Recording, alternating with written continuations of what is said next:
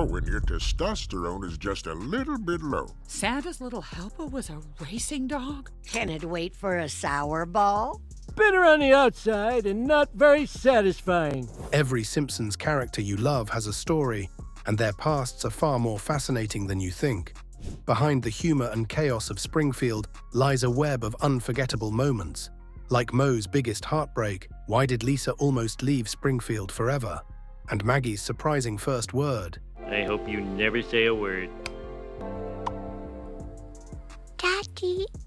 We will bring those stories to life, giving you a front row seat to the drama, humor, and surprises that shape the town's most iconic residents.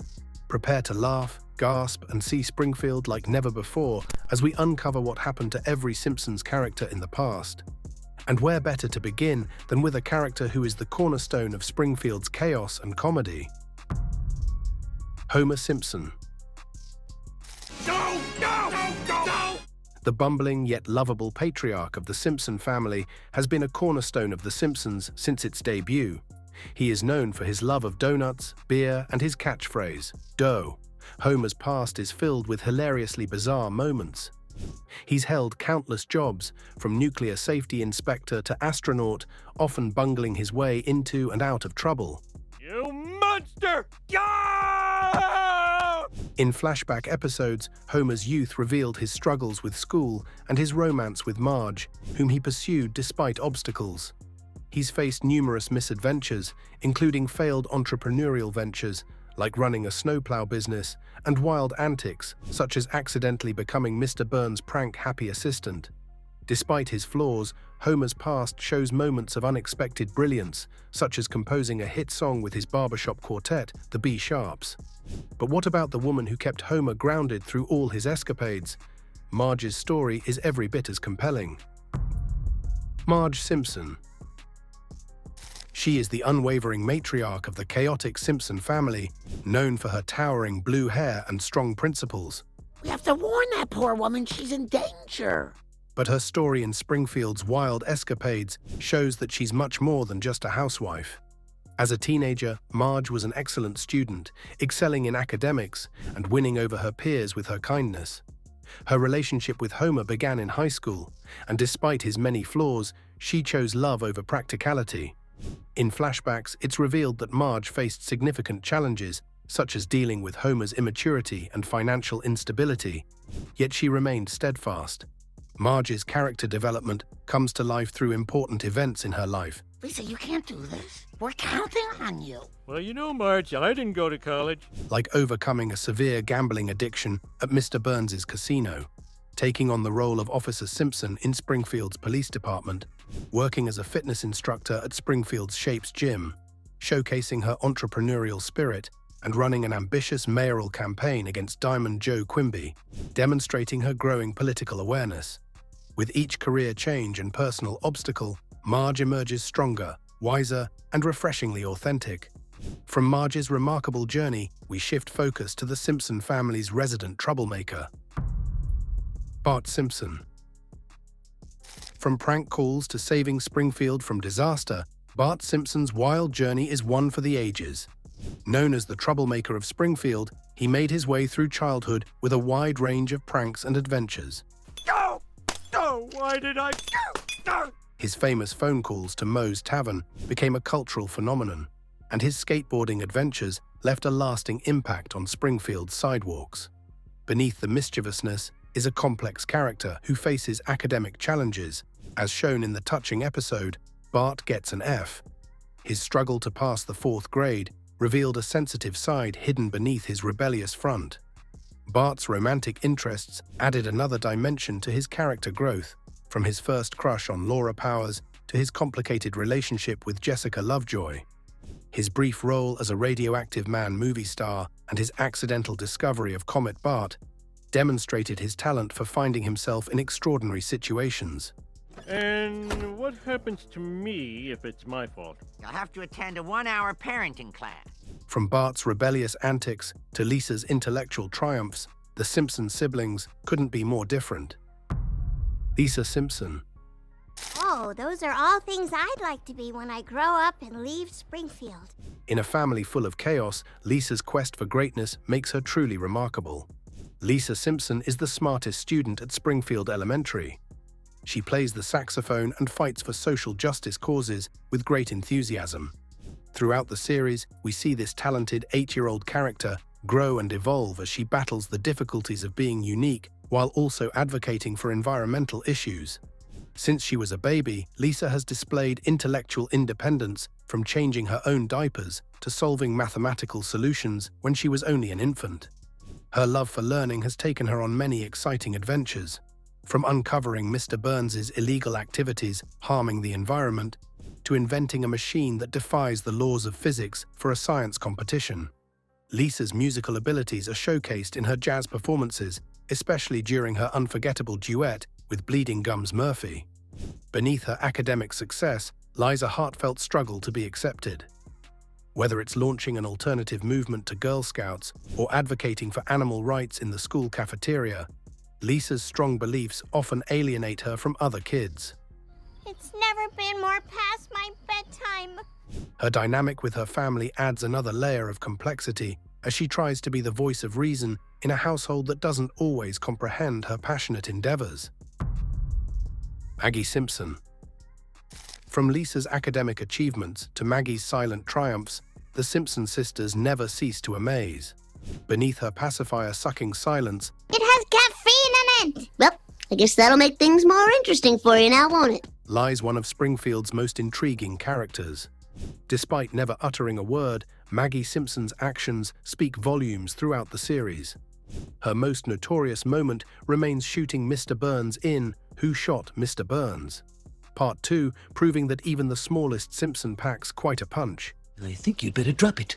But the old axiom was misleading.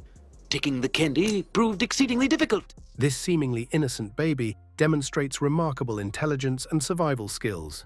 She's rescued Homer from drowning, orchestrated a daring daycare escape, and even led a baby revolution at the Ayn Rand School for Tots.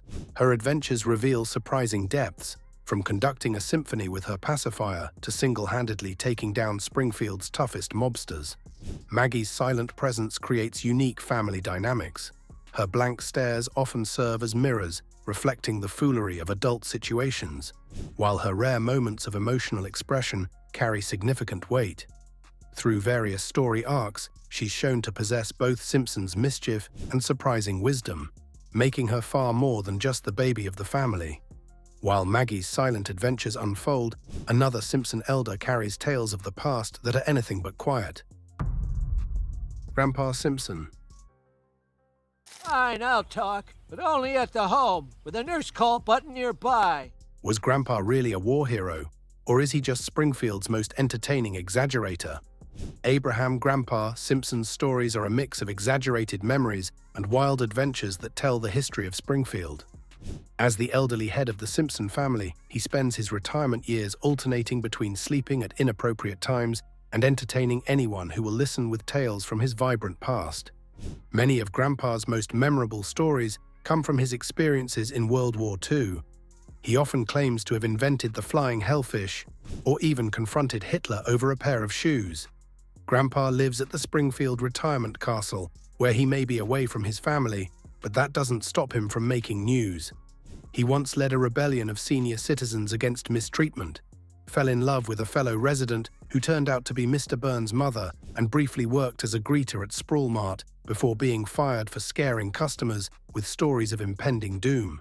Can it wait for a sour ball? Bitter on the outside and not very satisfying. Throughout the series, Grandpa's relationship with Homer is particularly complicated.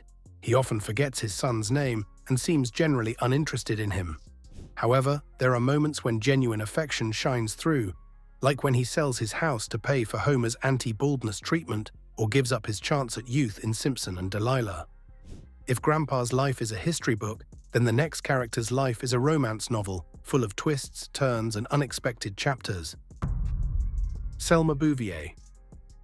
Where are we going? To the finest restaurant in town, the Laramie Cigarette Smokehouse Grill. Aww. With 7 marriages and 1 adopted daughter, Selma Bouvier's life is like a wild romance novel without happy endings. Her search for love led to multiple marriages, including short-lived unions with Sideshow Bob, Troy McClure, and even Principal Skinner. Each marriage brought its chaos, from Bob's violent tendencies to Troy's questionable reputation. So it's true. Your hair committed bluicide. Working at the DMV with her twin sister Patty, Selma found satisfaction in making others' lives as miserable as her dating history. Her sharp humor and cynical view of life didn't stop her from wanting to be a mother. After unsuccessful attempts to have children, she adopted Ling from China, becoming an unexpectedly loving single mother. Between smoking cigarettes, binge-watching MacGyver episodes, and raising Ling, Selma's life took an unexpected turn toward happiness. Here's me waking up because the anesthesia wasn't strong enough. Her adventures included a memorable romance with Fat Tony and a failed marriage to Disco Stew, showing that while marriage may not be her strong point, bouncing back certainly is. From Selma's pursuit of love to Jacqueline's high society entanglement, the Bouvier family knows how to keep things interesting. Jacqueline Bouvier. Marge's mother, Jacqueline Bouvier, made her entrance into Springfield with her quick humor and refined tastes.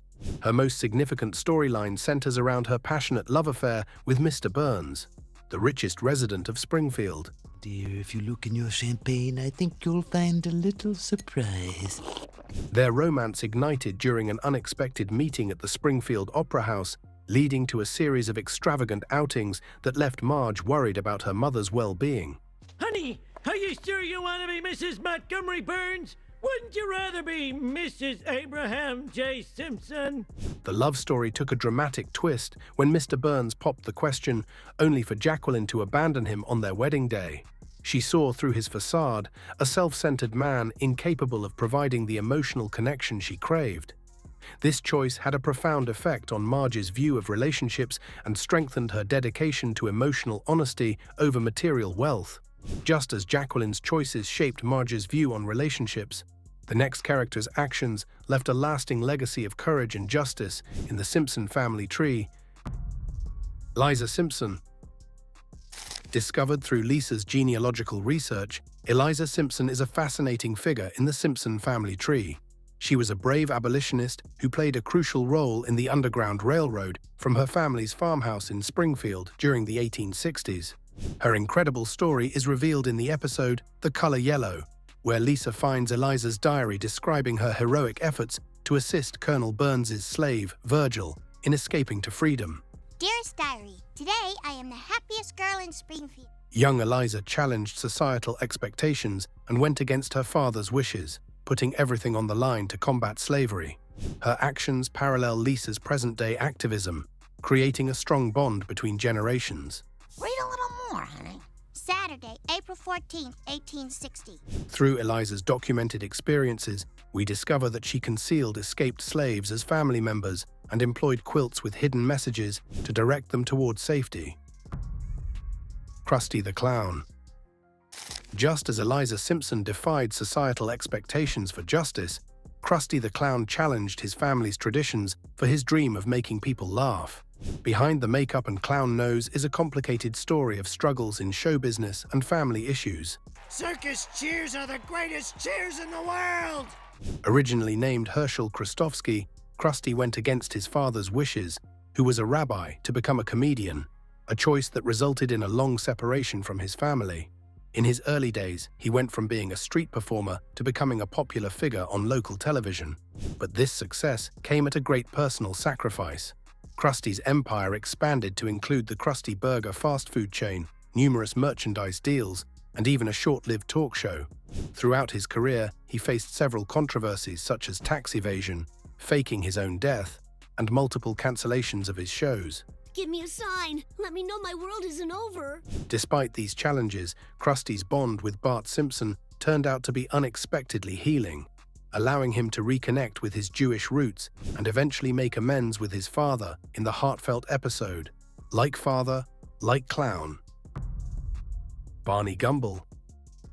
From Krusty's controversies to Barney's fall from grace, Springfield's characters prove that success and struggle often go hand in hand.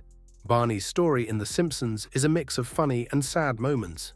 He started as a bright student on his way to Harvard, but everything changed after he had his first beer, suggested by Homer a day before his SATs. You lie! Why would I not remember my own? Instead of becoming successful, he became Springfield's known alcoholic, spending all his time at Moe's Tavern.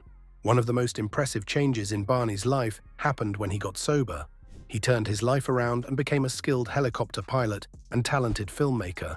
Great singer, though! Oh, absolutely. You know who else I like is that Leo Sayer.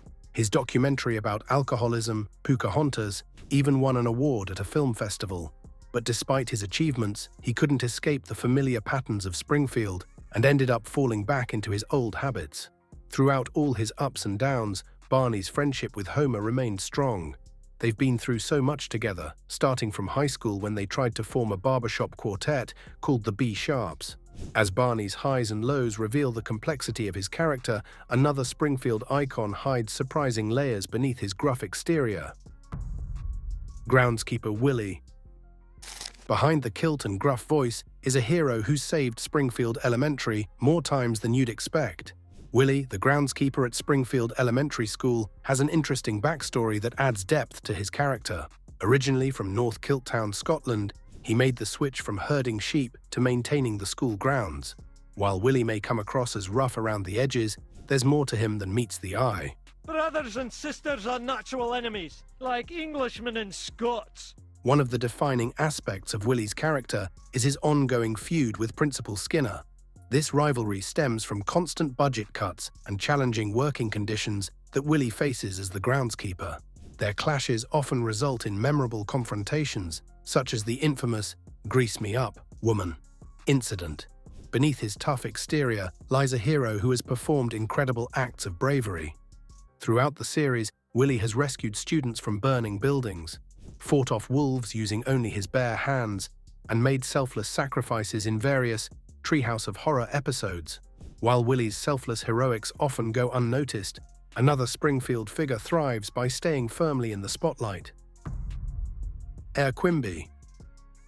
Springfield's charming yet dishonest leader, Mayor Joseph Diamond Joe Quimby, built his political power through a combination of charm and shady behavior.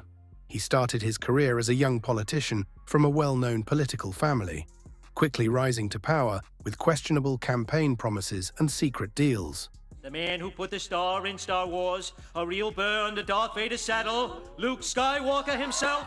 Throughout his time in office, Quimby became skilled at staying in power despite facing many scandals. Thank you, Mayor Quimby, for honoring us with the school milk concession. He managed to escape trouble by making public appearances and making empty promises. His ties to Fat Tony's mob were both helpful and troublesome, allowing him to stay in power while avoiding federal investigations. Quimby's re-election campaigns became famous for their extravagant displays, including rigged voting machines and his catchy "Vote Quimby" jingle that made voters forget about his wrongdoings. Behind closed doors, Quimby's office was filled with mistresses, corrupt officials, and dishonest business transactions. Yet somehow, he remained Springfield's longest-serving mayor. Quimby's scandals may be outrageous, but nothing compares to the slapstick tragedies that define the next icon's life. Hans Moleman. He's been buried alive, hit by a football, and survived a submarine sandwich explosion. Meet the unluckiest man in Springfield. No! Oh no, I just made my last payment. Hans Moleman's journey through Springfield's history reads like a slapstick comedy of errors. At the young age of 31, despite his elderly appearance, this unfortunate soul has managed to survive an impressive array of mishaps that would have sent lesser characters to an early grave. His misadventures began as Springfield's DMV director, where his poor eyesight led to countless driving disasters. From getting hit by footballs to the groin to being buried alive, Hans's resilience knows no bounds. I didn't want to cause a fuss, but now that you mention it... Remember the classic "drinking has ruined my life" scene at the AA meeting? That's pure Moleman gold. Yet somehow this lovable character keeps popping up in Springfield, ready for his next misfortune. His brief stint as the owner of a successful submarine sandwich franchise stands out as a rare moment of triumph, quickly followed by inevitable disaster when his shop exploded. naturally while he was inside it. Just when you think Springfield's unluckiest man has had it rough, wait until you meet the town's most lovable underdog, literally, Santa's little helper. Who knew a failed racing greyhound could save lives, solve mysteries, and become the Simpsons' most cherished companion? Santa's little helper entered the lives of the Simpson family on a memorable Christmas Eve at the racetrack. Santa's little helper was a racing dog? Not much of one. Even I could beat him. After being abandoned by his original owner for losing a race, this skinny greyhound won over the hearts of Homer and Bart, starting his journey as the beloved pet of the Simpson family. His time as a racing dog wasn't over just yet. He had a brief comeback as the fastest dog in Springfield with Mr. Burns' rigorous training. Throughout the years, this loyal friend proved his value beyond the racetrack by saving the family from a house fire and assisting Bart in exposing a fraudulent election at Springfield Elementary. Despite his occasional mishaps, such as devouring Homer's cookie fortune collection and needing costly surgery, Santa's little helper's unwavering loyalty shines brightly. His love story with Lady, a champion racing dog, led to the birth of puppies, unexpectedly growing the Simpson family. From the tender tales of a loyal greyhound, we now shift to the outrageous antics of Springfield's most chaotic cartoon duo, Itchy and Scratchy.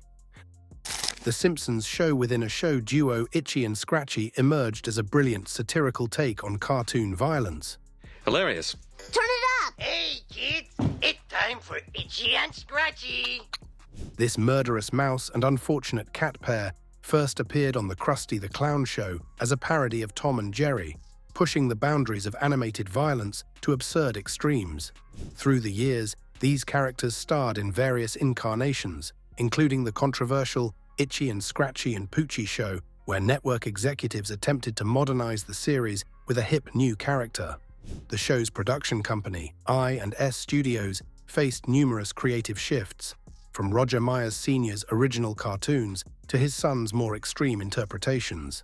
The duo's most memorable episodes include Worker and Parasite, their Eastern European replacement during Krusty's temporary cancellation, and Scratchtasia, their sophisticated attempt at artistic animation. Their violent antics sparked several Springfield protests, particularly from Marge's advocacy group against cartoon violence.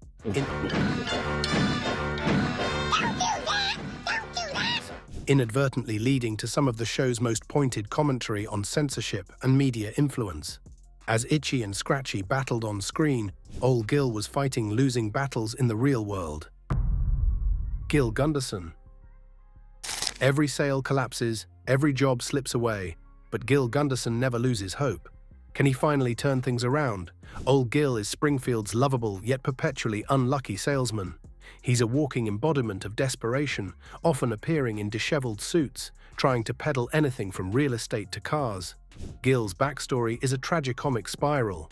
He started with big dreams but failed at nearly every venture, often losing jobs due to bad luck or poor decisions. Honey, you should have seen me with my last customer. No, but I came so close. This guy was... One of Gil's most memorable moments was when he finally made a big sale, only to have it collapse at the last minute. Another is his attempt to become Santa Claus, which ended with him losing even that low-paying gig. Despite his failures, Gil remains optimistic, and his catchphrase, "Come on, you gotta give old Gil a chance," captures his never-say-die attitude. As Gil pleads for one last chance, another Springfield figure knows how to make the most of every opportunity. In the courtroom, blue-haired lawyer.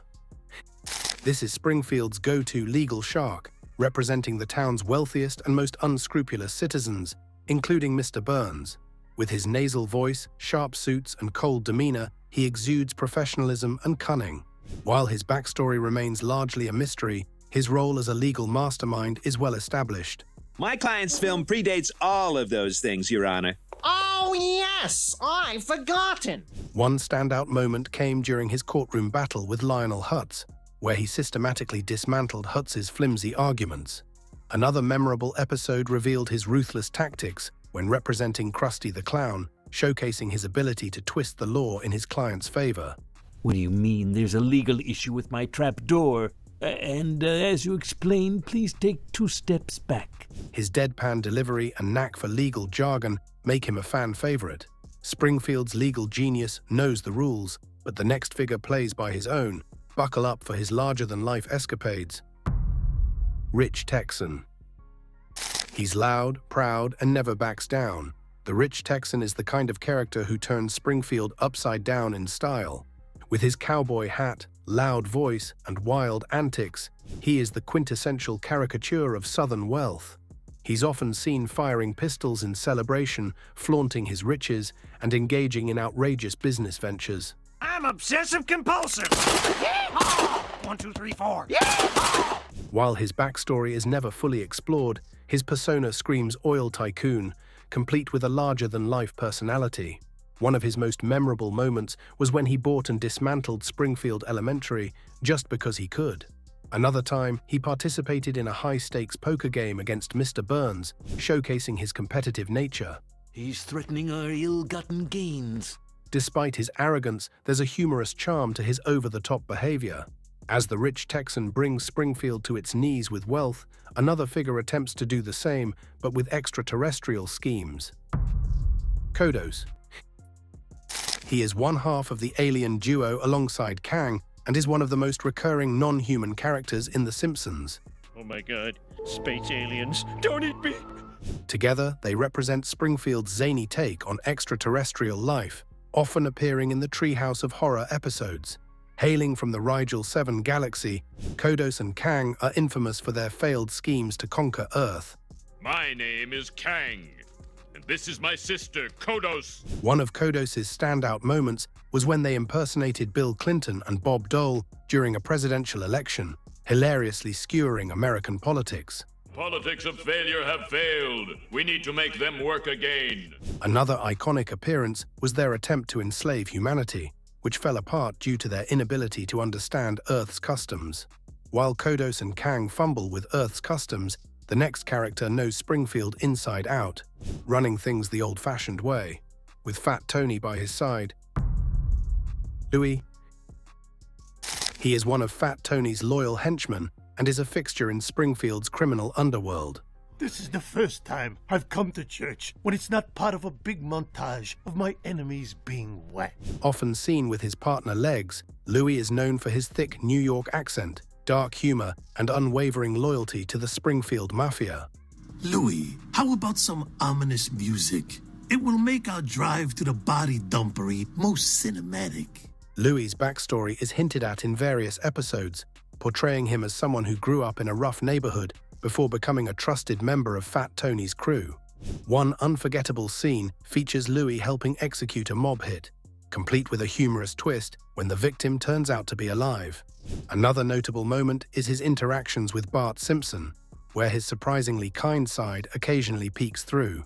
Louie may own Springfield's underworld, but up above, another figure owns the skies, with plenty of frustration to go around.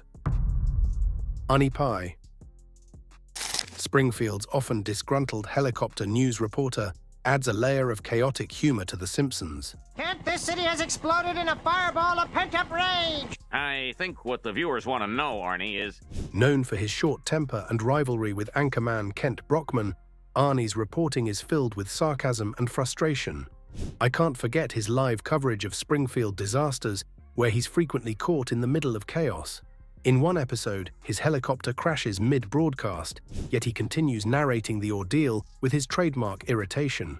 Another iconic scene features his tirade against Kent Brockman, where he accuses him of hogging the spotlight. Coach Lugash. Arnie Pye's sarcastic news coverage is iconic, but nothing compares to the drill sergeant energy of Coach Lugash. He is Springfield's fitness-obsessed gym teacher and a caricature of an intense athletic coach. Pinka floor is full of snakes. His booming voice, aggressive demeanor, and penchant for extreme discipline are his defining traits. One flashback episode shows Lugash pushing Lisa to the brink in gymnastics, demanding perfection in his hilariously exaggerated way. Another moment reveals his surprisingly kind side when he encourages a struggling student to keep trying. After all the yelling in the gym, it's time to tune into the soothing yet lively tones of Springfield's favorite radio host. Springfield's radio scene wouldn't be the same without Bill, the charismatic host who brought personality to the city's broadcasting. His journey began as a disc jockey at KBBL radio station, where his distinctive voice and quick wit made him a local celebrity. This story, President Clinton has launched a new website. He can be remembered during the Mr. Plow episode, where he enthusiastically announced snow day closures, bringing joy to Springfield's children. His radio career took an interesting turn when he partnered with Marty to form the iconic Bill and Marty Show. Time for Bill and Marty's 5 o'clock news flush. Delivering weather reports, traffic updates, and zany morning entertainment. The dynamic host faced career challenges when KBBL underwent format changes, forcing him to adapt from rock music to country, and later to talk radio. While Bill ruled the airwaves with his witty commentary, the next character brought his unique flair to television screens alongside Krusty the Clown. Statini.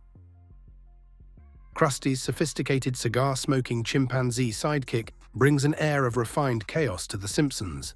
This dapper primate's journey began as a simple circus performer before becoming an integral part of Krusty's show. Behind his tiny hat and bow tie lies a complex character who speaks fluent French and maintains expensive tastes. Gonna happen to you, Mr. Teeny number 7. His relationship with Krusty evolved from a mere performing pet to a trusted confidant, often displaying more business acumen than his employer. In Day of the Jackanapes, Mr. Teeny proved instrumental in saving Krusty from Sideshow Bob's assassination attempt. His brief stint as CEO during Krusty's temporary retirement showcased his unexpected leadership abilities, though his tendency to throw feces at board meetings somewhat hampered his corporate career. Scott Christian. Mr. Teeny may have thrived in the spotlight, but Scott Christian's steady presence behind the news desk offered a refreshing contrast. Scott Christian became Channel 6's dependable backup anchor, filling in for Kent Brockman when he was unexpectedly unavailable. Unlike Kent's theatrical style, Scott brought a refreshing straightforwardness to the news delivery that Springfield rarely saw. During his time at Channel 6, Scott covered several memorable broadcasts, like reporting on the discovery of the three-eyed fish near the nuclear plant, covering the Springfield monorail disaster, and providing live updates during the Who Shot Mr. Burns. Burns' popularity has plummeted to earth like so much half-chewed fish. Investigation. His professionalism shone through during Kent's infamous on-air meltdown caused by a spider. While Kent ran away screaming from the studio, Scott calmly took over and continued delivering the news without missing a beat. Even behind closed doors, Scott maintained his dignity despite Kent's attempts to undermine him. His subtle jabs at Kent's ego became legendary among Channel 6 staff, particularly his deadpan delivery of, "And now back to Kent, who's hopefully composed himself," after various on-air incidents. As Scott Christian dealt with the chaos of Channel 6, the next figure was busy managing Springfield's emotional turmoil, one session at a time. Dr. Hibbert.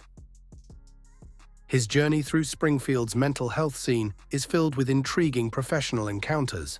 He first appeared as the go-to psychiatrist for Springfield's most troubled individuals, including a memorable session with Homer Simpson during a particularly stressful time at the nuclear plant.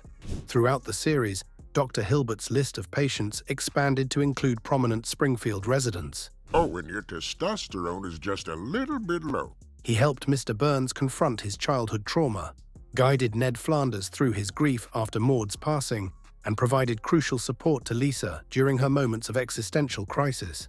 The good doctor's own struggles occasionally come to light, especially when dealing with the collective anxieties of Springfield's population. His office walls have witnessed countless breakthrough moments, from helping Chief Wiggum confront his fear of donuts to assisting Principal Skinner in addressing his complicated relationship with his mother. Chief Wiggum. From Dr. Hilbert's breakthroughs to Chief Wiggum's breakdowns, Springfield's characters always keep us on our toes. Springfield's police chief Clancy Wiggum is the perfect mix of law enforcement incompetence and lovable charm. Throughout the series, we see a man who stumbled into his position of power through a combination of luck and Springfield's famously low standards. In his early days, Wiggum worked as a security guard at a nuclear power plant, where he first developed his habit of falling asleep on the job. This trait would later become a defining feature of his police career, along with his fondness for donuts and casual disregard for proper police procedures. But the single most important rule is the 4A. The chief's most unforgettable moments often come from his spectacular blunders, like mistaking the school basketball team captain for a monster, using police funds to build a secret tunnel to a donut shop, and attempting to solve crimes by shooting at the sun. Despite his obvious incompetence, Wiggum occasionally surprises us with moments of skill. He managed to solve the case of Mr. Burns's shooting, although he received significant assistance from Eliza Simpson. His investigation into the Springfield cat burglar showcased a hidden talent for detective work, even though he initially arrested the wrong person. Comic Book Guy. Jeff Albertson, better known as Comic Book Guy, is the ultimate pop culture enthusiast with his sarcastic humor and vast knowledge of all things nerdy. His journey through Springfield's history reveals a character who's both painfully relatable and delightfully eccentric. Behind the counter of the android's dungeon and baseball card shop, Comic Book Guy built his kingdom of collectibles and criticism. His infamous catchphrase, "Worst episode ever," the worst episode ever, became a cultural touchstone, perfectly capturing his hypercritical nature and impossibly high standards for entertainment. His character arc took fascinating turns when love finally knocked on his door. His romance with Agnes Skinner showcased his vulnerable side, while his marriage to Kumiko Albertson transformed him from a lonely critic into a somewhat less lonely critic. The wedding ceremony, conducted entirely in Klingon, highlighted his unwavering dedication to geek culture. Agnes Skinner. While Comic Book Guy explores his romantic side with Agnes Skinner, her story reveals layers of control, tragedy, and surprises. Agnes Skinner's character in Springfield showcases the complexities of mother-son relationships, particularly through her strict control over Principal Seymour Skinner's life. She first appeared as a domineering figure, living with her middle-aged son in their modest home on Springfield's east side. Agnes's controlling behavior stems from her husband's disappearance during the Vietnam War. In the first moments of a nuclear war, Springfield will be bombed at will by all friendly nations to calibrate their missiles. This tragic event turned her into an overprotective parent, managing every aspect of Seymour's life, from his daily activities to his romantic interests. Her well-known catchphrase, "Seymour," echoed throughout their house countless times, becoming a familiar sound in Springfield. Some of Agnes's most memorable moments include her shocking revelation that Seymour isn't her biological son, but rather Armin Tamzarian, who assumed the real Skinner's identity.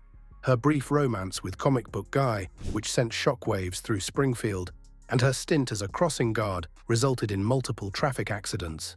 Agnes may have ruled Seymour's world, but the next character's reign over Springfield's underworld takes control to a whole new level.